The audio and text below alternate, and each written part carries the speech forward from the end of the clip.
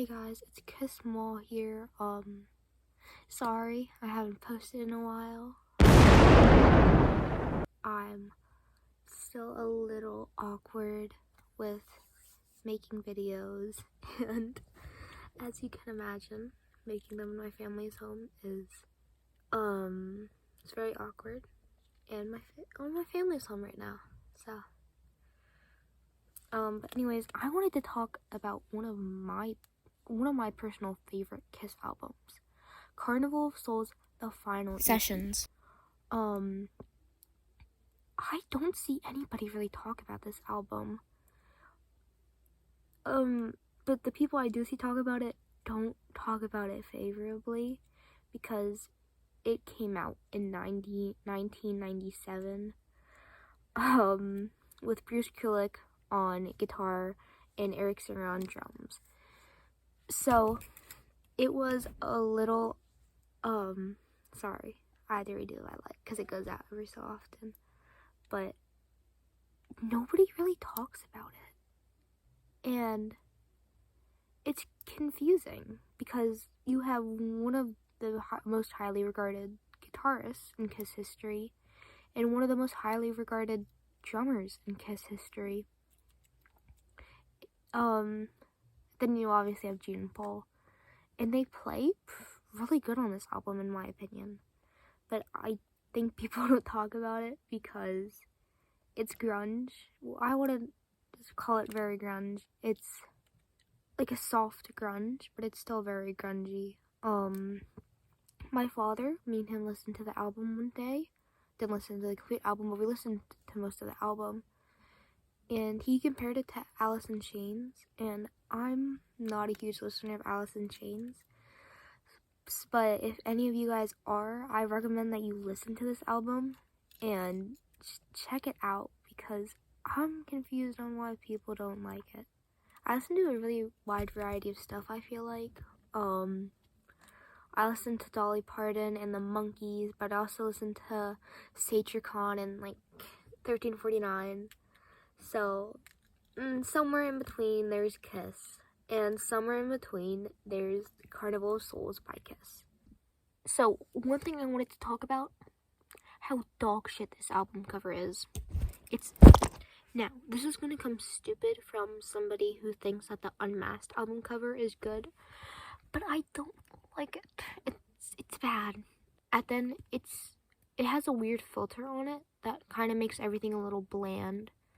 But then Eric Singer and Paul Stanley, their skin just looks like the same color of the wall. And it's not like a photo shoot or anything. It just looks like them playing their instruments, which I think can be done right, but they don't do it right. And also, I just have to say this, I'm not a fan of Bruce Kulick's facial hair. I think now he has facial hair now. I think he looks nice with the facial hair now. But he's always, when he was younger, he had a very, in this time frame, he had a baby face, kind of. So it just looks like he's smeared, coloring, marker, or, shit, all over his face. And it doesn't look good, in my opinion.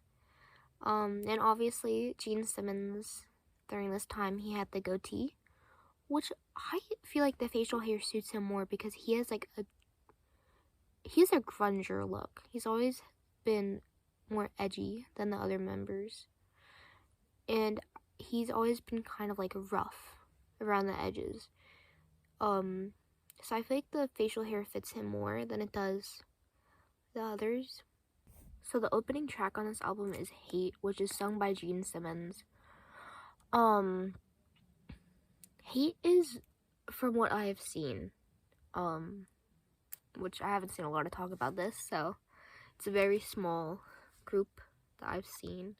But from what I've seen, people say that Hate is the best song in this album. And I really don't understand why Hate is regarded as one of the best songs on this album, because it sounds cool, I agree. It's a very cool sound. Gene Simmons is a great grungy singer. But the songwriting just feels very like a basic grunge album. maybe like some kids in college that decided to make a grunge album. Except for it's older men. They were older at this time. Not old yet, but it's older men just creating a grunge album out of nowhere, where before this they've made glam rock and glam metal albums. So it's a very interesting mix, I will say. It just feels like basic grunge songwriting. I don't think the songwriting really is too great. It talks about saviors and how your saviors are all bad. Like, okay? Like, there's nothing really that's special about that to me, you know? And I don't understand why people like this song so much, because I like it too, but I don't think it's one of the best songs on this album. But the ending track on this album, the last track on this album, is I Walk Alone, which is sung by Bruce Kulick. And in contrast to Hate, it is one of the least favorites on this album from what I've seen. And just keep this in mind, if you like the song, so do I. But if you like the song, this is just going based off of what I've seen. Most people don't like this song, because it has weird effects, I will say.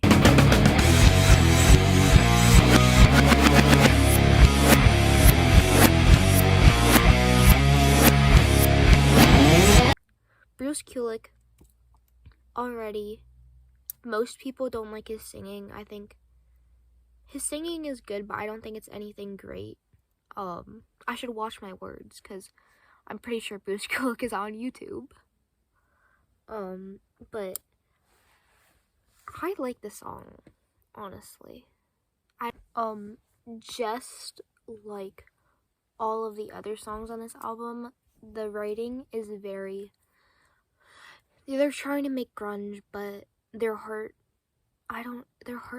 isn't very in the songwriting.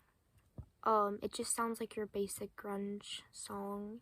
Now from what I've seen, different people have different, nobody besides Hate, nobody can really decide on a second favorite.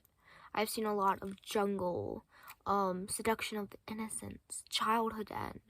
And hell, when I listened to this album first, I liked Childhood's End. It was my favorite song. So picking a personal favorite for this, but since then I've listened to the album a couple times, and since then it's hard to pick a favorite, because while they're all good, in my opinion at least, they're all similar, and not in the way that most Kiss songs are similar. Well, I guess in the way most Kiss songs are similar, but a little bit worse than that.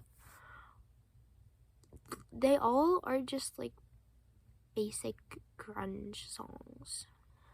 But besides that, it's hard to pick a favorite, because I like all of the songs on this album, but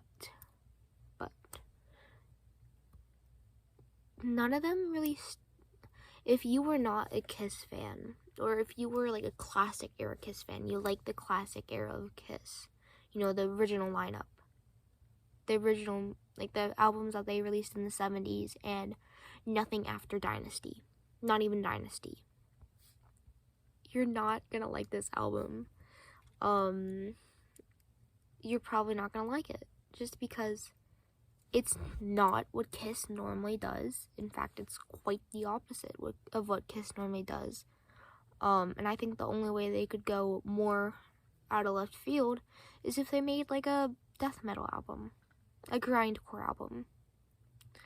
Let me hear Paul Stanley doing some fry screaming, you know? But this album is unique, and I've put in a lot of thought into what my favorite song is, because like I said before, all of the songs on this album are good, but they're all similar.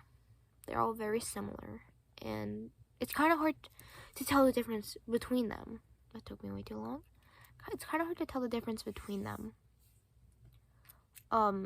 So I would say my favorite song is a hard question because you all know my opinions on Hate. I don't think it's a good song. I don't think it's as good as everybody says it is. And you know, I Walk Alone, but I wouldn't call it my favorite song on the album just because I do have to agree the weird effects do kind of turn me off from it.